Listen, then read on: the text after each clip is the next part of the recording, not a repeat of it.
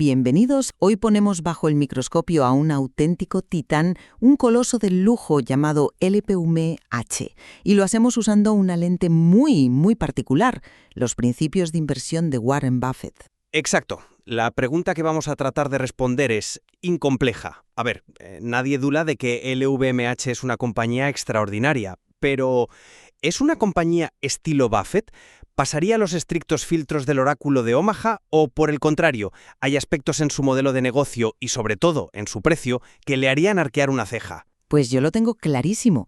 Defenderé que LVMH no solo pasa el examen, sino que es un ejemplo de manual de lo que Buffett busca hoy en día. Una fortaleza económica inexpugnable con unas métricas financieras que son sencillamente espectaculares. Y yo, en cambio, argumentaré que, a pesar de su innegable calidad, LVMH presenta desviaciones fundamentales de la doctrina clásica de Buffett. Esas desviaciones, sobre todo en cómo gasta el dinero y en lo que cuesta la acción, son grietas en una fachada aparentemente perfecta que un inversor de valor purista no puede ignorar. Mi argumento de partida es que LVMH representa la culminación de lo que Buffett llama un foso económico duradero. Y este foso no está hecho de ladrillos o patentes, sino de algo mucho más poderoso: el deseo. Décadas construyendo marcas como Louis Vuitton, Dior o Tiffany. Han creado un activo intangible que es prácticamente imposible de replicar. Pero bueno, no nos quedemos en lo etéreo. Vayamos a los números, que es lo que le gusta a Buffett. Centrémonos en una cifra que lo dice casi todo. El margen bruto es cercano al 70%. Poder para fijar precios es la señal más clara de una ventaja competitiva abrumadora y está muy por encima del 40% que Buffett considera excelente. Además, consigue una rentabilidad sobre sus recursos propios, el famoso ROE, superior al 24% sin tener que endeudarse hasta las cejas. De hecho, su deuda es tan baja que podría pagarla con los beneficios de menos de un año. Es una fortaleza autosuficiente que, para rematar, genera una riada de efectivo de más de 10.000 millones de euros al año. Es una máquina perfecta. Veo la foto que pintas y es muy atractiva, sí, pero cree que te estás dejando fuera de foco las partes más incómodas. Nadie en su sano juicio va a discutir la calidad de LVMH. La pregunta, insisto, es si encaja en el método Buffett. Y para mí, la respuesta es un no rotundo por dos razones principales. La primera es el motor que mueve esa máquina. Hablemos de los gastos de venta, generales y administrativos, el SG&A. En LVMH esta partida se come más del 60% del beneficio bruto. Más del 60%. Bueno, pero Esto es el doble del umbral del 30% que Buffett considera ideal para una empresa con un foso que se defiende solo. Esto no es un foso, es una carrera armamentista. Sugiere que para mantener ese estatus, esa aura de deseo, LVMH tiene que quemar una cantidad ingente de dinero en marketing, en tiendas palaciegas en las calles más caras del mundo, en eventos. Es una cinta de correr muy cara de la que no te puedes bajar. Y segundo, y aquí creo que se acaba la discusión para un inversor de valor, el precio.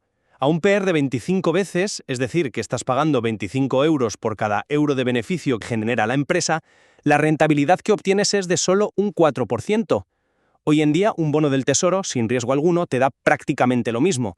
Esto significa que tu margen de seguridad, el colchón de Buffett contra los imprevistos, es inexistente. Estás pagando un precio de perfección por un negocio que, como veremos, no es perfecto. Quiero insistir en ese punto del gasto porque es fundamental para entender la naturaleza del foso. Un 61% del beneficio bruto se va en mantener la maquinaria del deseo engrasada. Para Buffett, un foso económico auténtico es el que no requiere un ejército para defenderlo.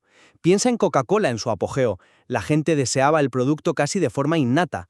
El modelo de LVMH es distinto. Me parece una carrera armamentística de marketing y glamour. ¿Es eso de verdad un foso duradero o es una dependencia crónica de un gasto masivo que podría fallar si una campaña de marketing no funciona o si una nueva marca se pone de moda? ¿estás diciendo que su inversión en marketing es una debilidad? Yo creo que es exactamente lo contrario. Es la prueba de que entienden su negocio a la perfección. Es el gasto que construye y refuerza el foso cada día. En LVMH, el deseo y la exclusividad son el producto. Quejarse de que gastan mucho en marketing es como quejarse de que una farmacéutica gasta mucho en investigación y desarrollo. Es la esencia de su modelo. No es un gasto defensivo para mantener a raya la competencia. Es un gasto ofensivo para hacer el foso más ancho y profundo. Y la prueba definitiva es que a pesar de esa inversión brutal, que es innegable, la empresa consigue márgenes operativos finales por encima del 25%. Dime cuántas empresas en el mundo pueden permitirse ese lujo de gastar así y aún así ser tan rentables. Muy pocas. El resultado final valida la estrategia. Vale, te compro el argumento del marketing como inversión. Pero entonces hablemos de una inversión menos glamurosa. Los ladrillos, el CAPEX o gasto en capital. En los últimos 3 años, de media, un 35% del beneficio neto se ha ido en abrir nuevas tiendas, renovar las existentes, mejorar talleres. Sí, está por debajo del límite del 50% que pone Buffett, pero está lejísimos del ideal, que sería menos del 25%.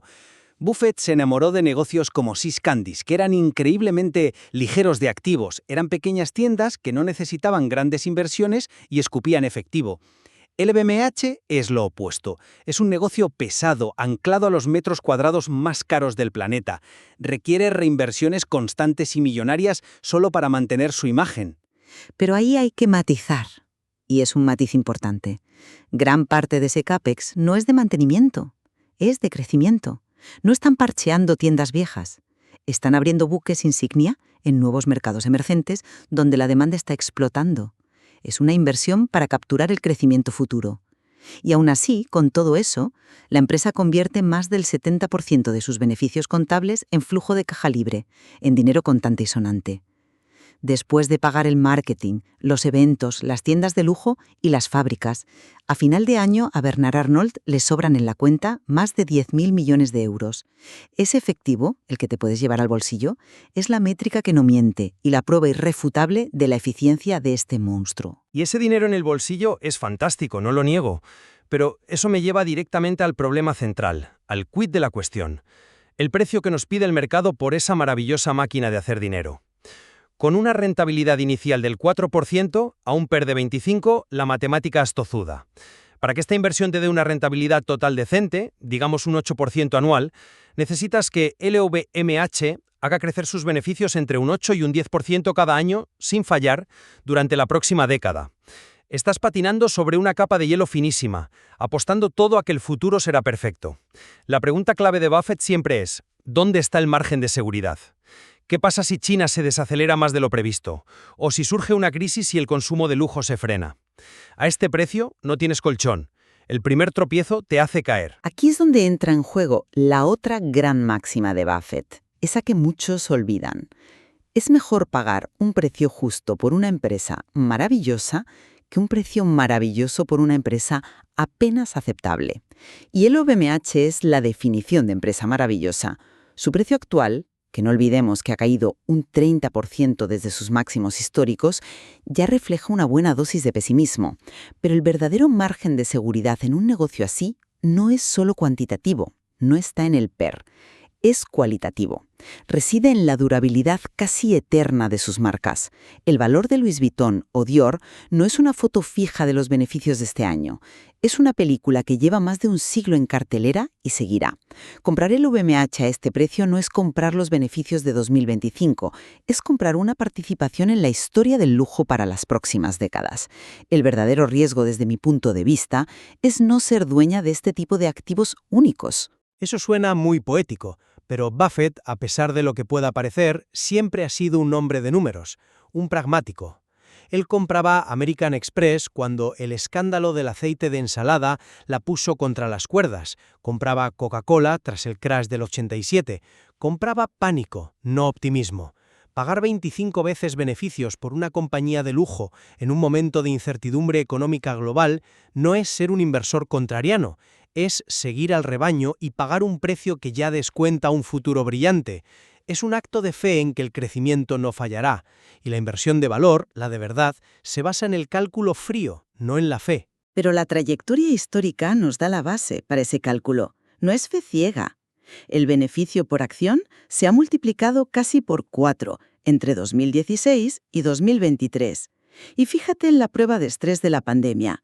Tras la caída de 2020, el beneficio de 2021 no solo se recuperó, sino que creció un 156%, pulverizando todos los récords.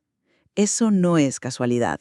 Eso te habla de una resiliencia estructural, de una demanda latente que, en cuanto tiene oportunidad, explota. Es la prueba de que su clientela es mucho más sólida de lo que parece. Ahí quería llegar. Esa recuperación fue impresionante, sí. Pero no podemos ignorar la otra cara de la moneda, el retroceso del 17% en el beneficio neto en 2024. Aunque sea desde una base altísima, es una grieta en esa armadura de invencibilidad. Demuestra que al final del día, un bolso de Dior no es como una botella de ketchup Heinz. Cuando la gente normal e incluso la gente rica se aprieta el cinturón, lo primero que recorta son los lujos, no la comida. Un inversor bufetiano de manual busca esa consistencia casi aburrida, negocios a prueba de recesiones.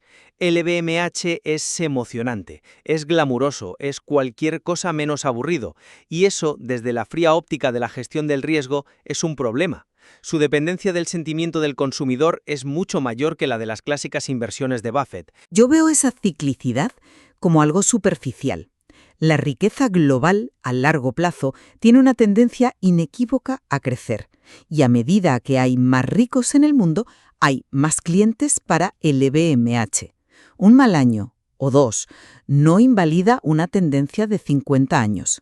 De hecho, son precisamente esas pequeñas caídas, esos momentos de duda del mercado, los que te dan la oportunidad de comprar una compañía excepcional a un precio que pasa de ser caro a ser justo, como diría el propio Buffett. Te concedería ese punto si el precio bajara a 15 veces beneficios. Ahí sí estarías comprando una oportunidad en una caída. Pero a 25 veces no estás comprando una caída. Estás comprando una ligera corrección dentro de una valoración que sigue siendo enormemente exigente. El riesgo de que el crecimiento futuro no esté a la altura de las altísimas expectativas que el precio actual descuenta es, para mí, demasiado grande. No es una crítica a la empresa, que es magnífica, sino a la oportunidad de inversión que hoy por hoy yo no la veo. En resumen, mi postura es que el LVMH, con todas las particularidades que tiene el sector del lujo, encarna la esencia de lo que Buffett busca. Un negocio dominante, con un poder de fijación de precios casi monopolístico, una rentabilidad sobre el capital sobresaliente, una gestión financiera conservadora y un foso competitivo basado en la emoción y el estatus que es casi imposible de asaltar. Las aparentes desviaciones en métricas, como el SGA, no son debilidades, sino el coste necesario para mantener y ensanchar ese foso. Por mi parte, concluyo que aunque LVMH es una fortaleza empresarial indiscutible, un inversor que aplicara la lista de control de Buffett de forma rigurosa encontraría varias banderas rojas. Los altísimos costes operativos para sostener el glamour y una valoración que, al precio actual, ofrece un margen de seguridad casi nulo, son dos obstáculos insalvables para un purista. Es una inversión en calidad, sin ninguna duda, pero exige pagar un precio y aceptar un nivel de dependencia del ciclo económico que se alejan del enfoque conservador y centrado en el valor profundo que hizo famoso a Buffett. Bueno, más allá de nuestro desacuerdo sobre si el LVMH es o no una inversión buffettiana del libro, creo que este análisis nos deja varias lecciones clave para todos los que nos escuchan. Totalmente de acuerdo. Al final el objetivo no es tener razón, sino pensar mejor. Y el ejercicio de hoy nos deja, para mí, varios puntos clave que cualquiera puede aplicar. El primero, sin duda, es la primacía del foso económico. La primera pregunta que debemos hacernos ante cualquier empresa es ¿qué la protege de la competencia a largo plazo? En el LVMH hemos visto que son sus marcas intangibles. El segundo punto es la necesidad de mirar más allá de la última línea de la cuenta de resultados, del beneficio neto. Es crucial entender de dónde sale el flujo de caja libre. Preguntarse, ¿cuánto del beneficio que genera la empresa tiene que reinvertirse en el negocio solo para mantenerlo funcionando o hacerlo crecer? Esa pregunta sobre el CAPEX y otros gastos es lo que separa a los buenos negocios de los negocios verdaderamente excepcionales. Tercero, la disciplina con la deuda. Una empresa como LVMH, que no necesita apalancamiento para crecer, es dueña de su destino. Esto le da una capacidad de resistencia brutal en tiempos de crisis y le permite, como hemos visto, jugar al ataque y comprar competidores cuando otros están simplemente intentando sobrevivir. La solidez financiera no es opcional, es la base de todo. Y por último, un punto en el que creo que los dos podemos estar de acuerdo. No hay que confundir nunca una gran empresa con una gran inversión. La calidad del negocio es solo la mitad de la ecuación. La otra mitad, igual o más importante, es el precio que pagas por esa calidad. Es ese precio el que determinará tu rentabilidad futura y, sobre todo, el margen de seguridad con el que cuentas si las cosas no salen tan bien como esperabas. Queremos recordar a nuestra audiencia de The Debate que todo lo discutido en este análisis tiene fines exclusivamente educativos y no constituye, bajo ningún concepto, una recomendación de inversión.